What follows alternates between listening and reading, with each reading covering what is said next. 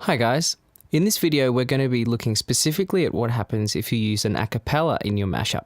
A lot of the time, simply throwing in an acapella over another track can lead to problems where you can't actually understand the lyrics of the vocal.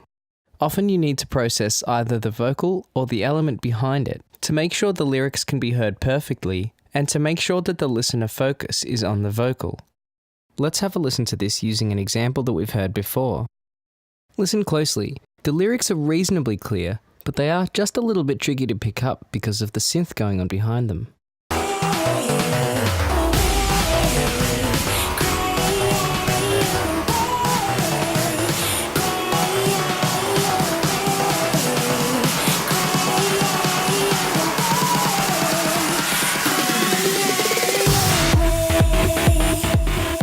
There's a very good reason for this.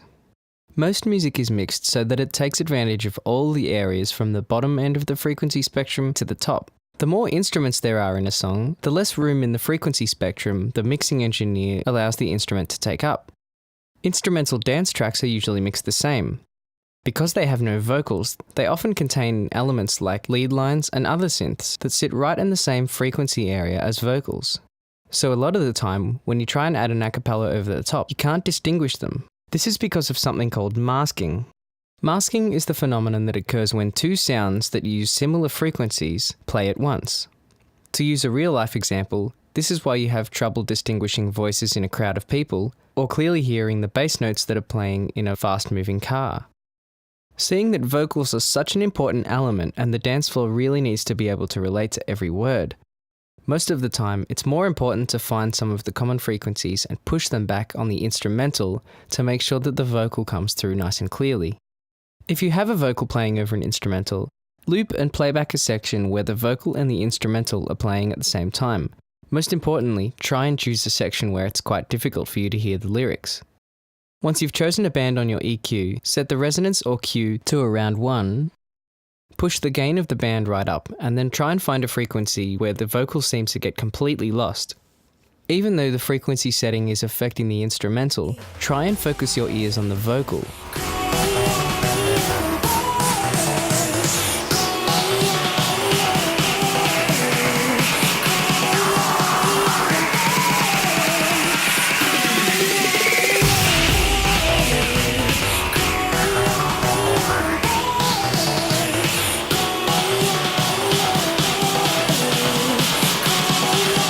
Once you've found the frequency where the vocal seems to disappear under the music, pull the gain back down under 0 dB and listen closely to find out how far you actually have to pull it back before the vocal is nice and audible.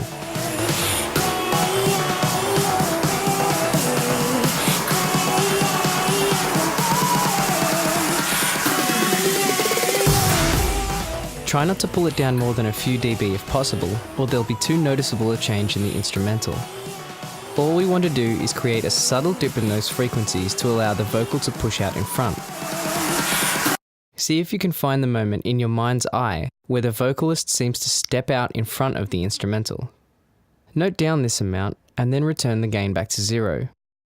Rather than pulling this EQ band down for the entire mashup, we'll leave it at 0 dB so the instrumental comes across exactly as it was supposed to, and then when a vocal plays, we'll automate it down. This way, when the vocal isn't playing, there shouldn't be a big gap in the instrumental. If the gain drop is subtle enough, the listener shouldn't even notice. Another technique you can use to make the vocals a little more clear is to add some EQ to the vocal itself. By this stage, you should be aware of what frequency is helping the vocal push through, so you can add a little bit of gain in this area.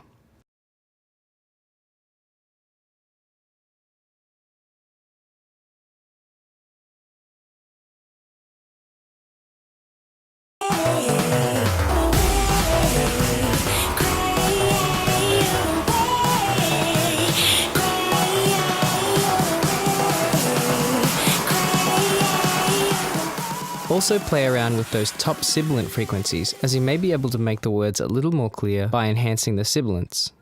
Of course, the other thing that we can do to make the vocal a little more noticeable is to just bump it up by a decibel or so.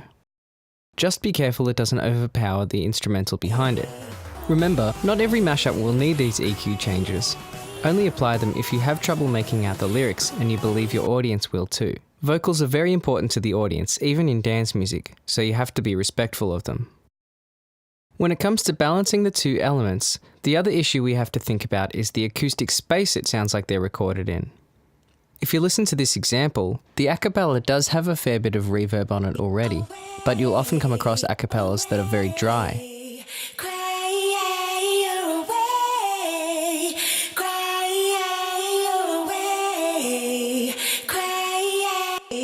The instrumental behind it has a very big room feeling.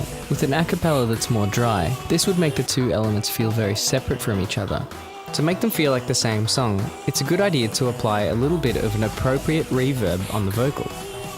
Use one of the send controls to send a little bit of audio to one of the return tracks we set up when creating our mashup template. Add a little bit of the reverb and see if it helps blend the acapella into the song. Don't use so much that the lyrics become blurred again, but use just enough to unify them. If it sounds like your reverb is the wrong kind of space, for instance, it sounds like it's recorded in too big of a room or too small of a room, jump over to the return track and change the size settings or the decay time settings. A lot of the time you won't even need to use this send reverb because acapellas are bounced with the effects that they had on them in the original song they come from. But occasionally they can be quite dry and a little bit of treatment can really help them sit comfortably on top of another song. In terms of chopping up acapellas and creating loops and patterns out of them, there's a lot more we can do, and we'll get into these in one of the later videos. Next up, we'll be learning how to use low shelf EQ to balance the amount of bass between elements in our mashups. Thanks for watching.